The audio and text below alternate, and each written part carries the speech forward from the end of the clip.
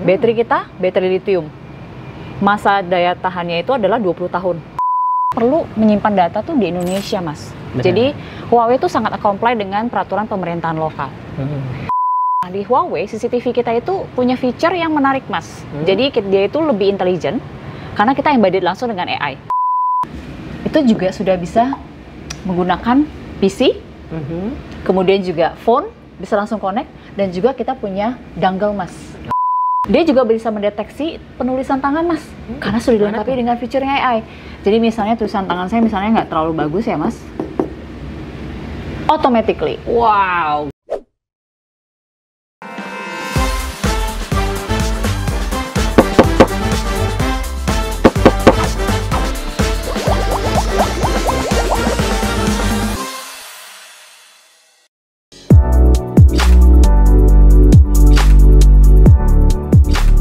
Halo Sobat Berkawan, perkenalkan nama aku Zofi selaku produk spesialis Huawei Berka. Nah, kembali lagi di acara Gedor Kantor. Nah, hari ini kita dapat invitation yang spesial banget dari salah satu partner teknologi kita, yaitu Huawei Indonesia.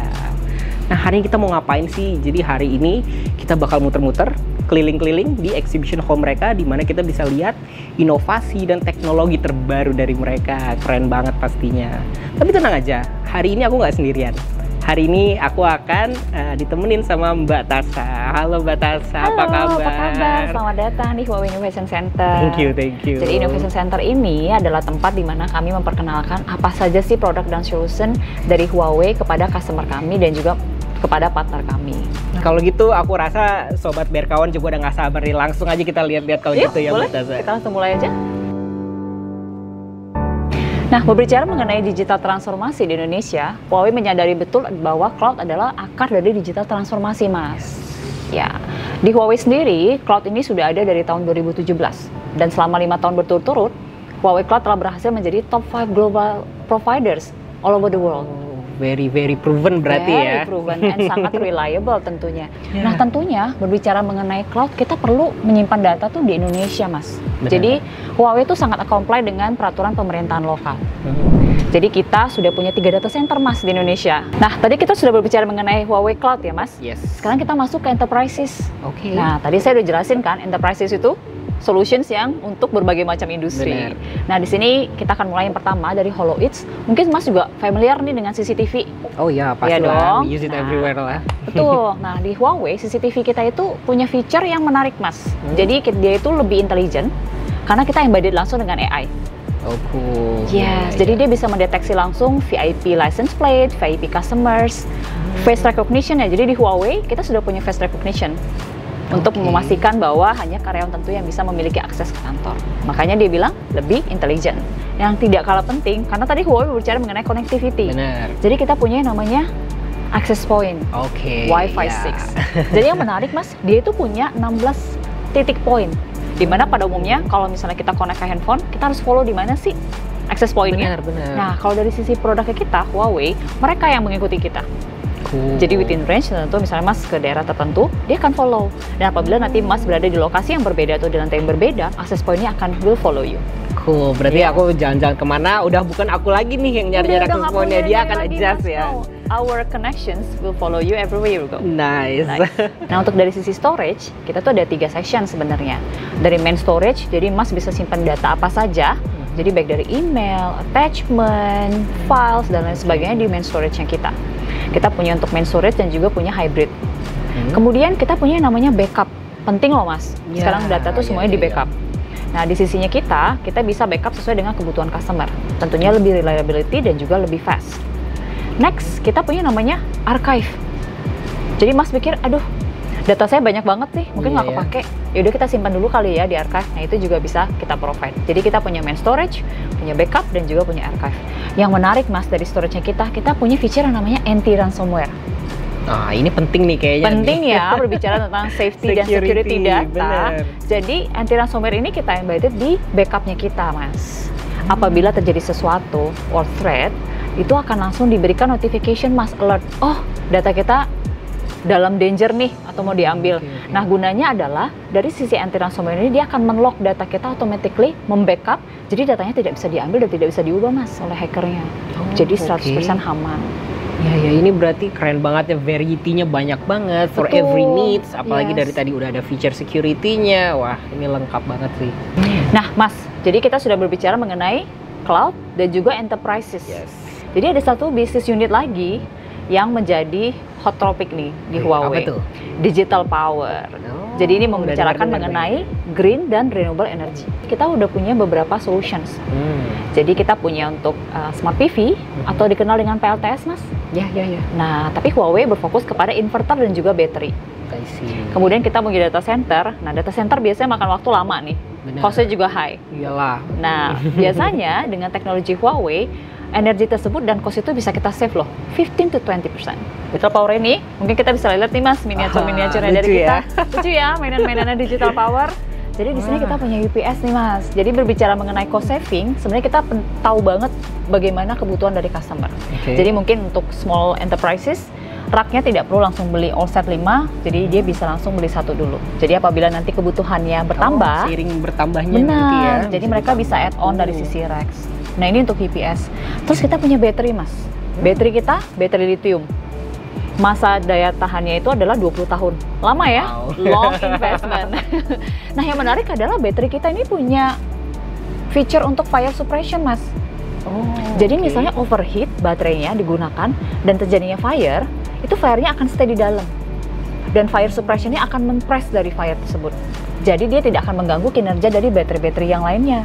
Wow. Nah, kalau baterainya damage, Mas bisa pull out, kita restore kembali, kita perbaiki, kita kembalikan, dia itu semua akan bekerja seperti fungsi normal.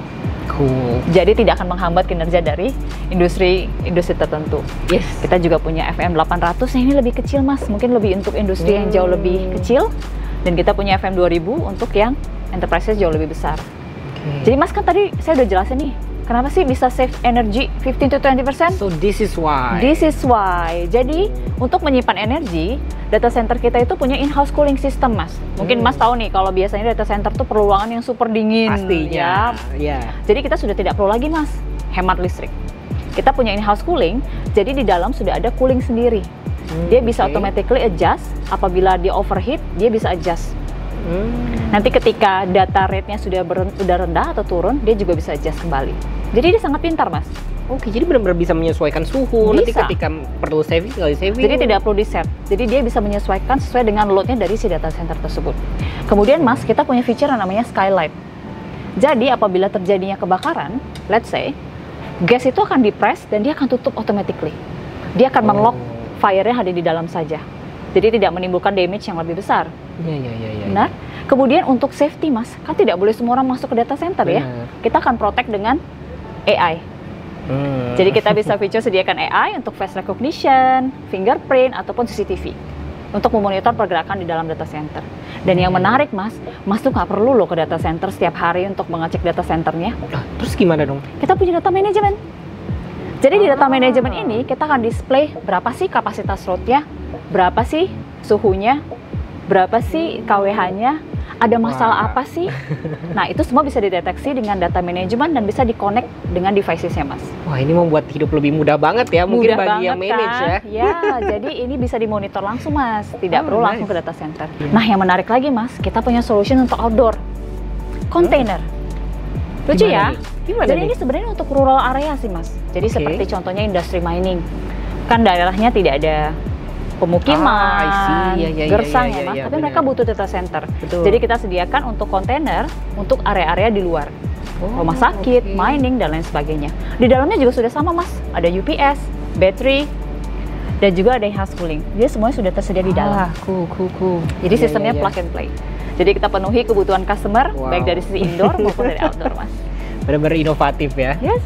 Tadi kita sudah membahas data center ya, Mas. Benar. Sekarang kita akan masuk ke produk lain dari digital power, yaitu smart PV, berbahas mengenai green dan renewable energy. Nah, di sini kita punya yang namanya solar panel, Mas. Nah, ini ya. lempengan ini nih yang harus ditaruh di atas atap itu. Benar. Fungsinya adalah dia menangkap cahaya matahari. Jadi kapasitasnya itu bukan berdasarkan panasnya matahari ya, Mas, tapi lebih ke durasinya. Oh, berapa lama dia bisa capture ya? Benar. Kemudian, Mas, gimana caranya kita mengubah tenaga matahari ini menjadi listrik? Nah, itu menggunakan produknya kita, si inverter, Mas.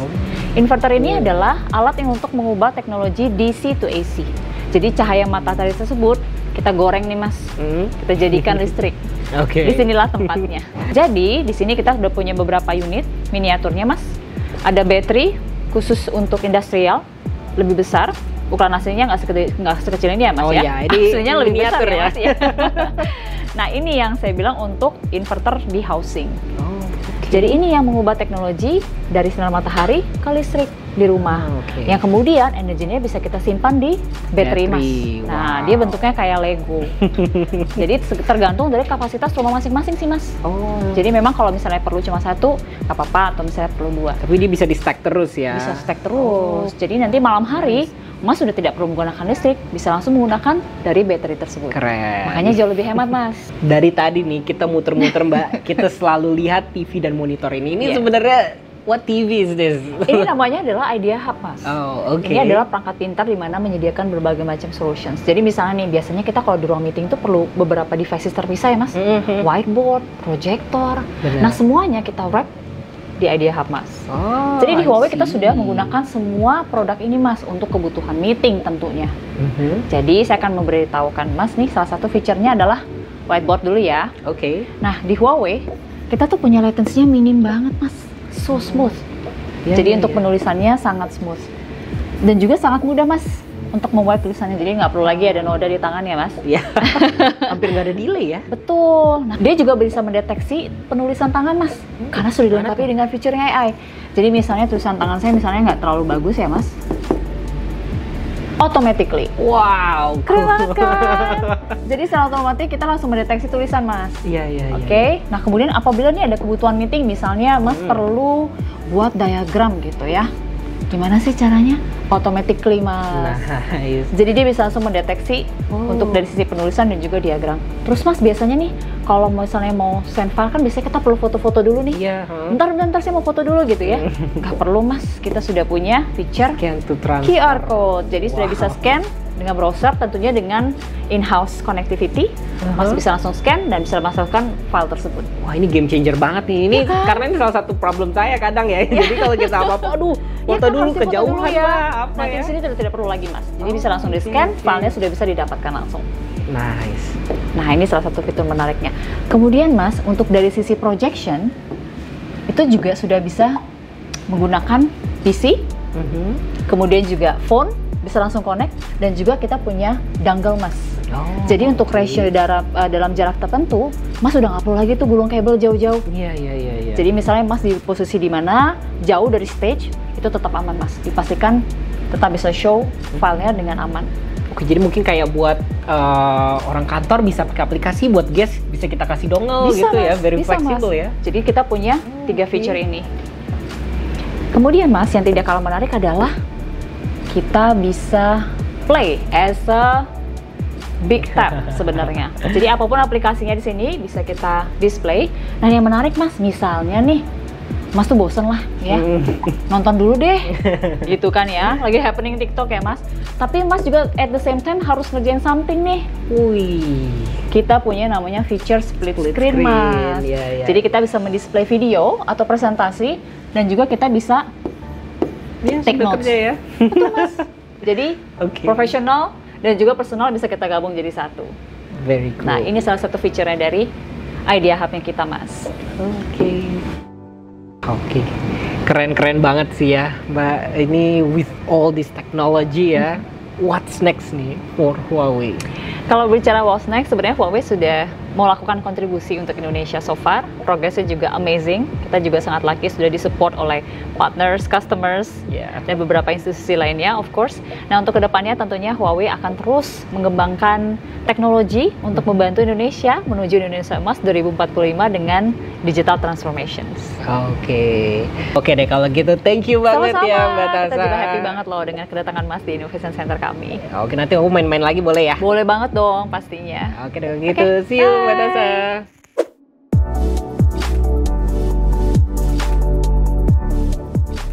Buat Sobat Berkah yang pengen juga nih visit dan ngerasain teknologi-teknologi inovasi yang ada di Huawei Exhibition Hall ini, boleh banget langsung jadwalin aja di kontak di bawah ini. Oke deh, kalau gitu aku Zofi pamit undur diri. Sampai jumpa di gedor kantor selanjutnya. Bye-bye.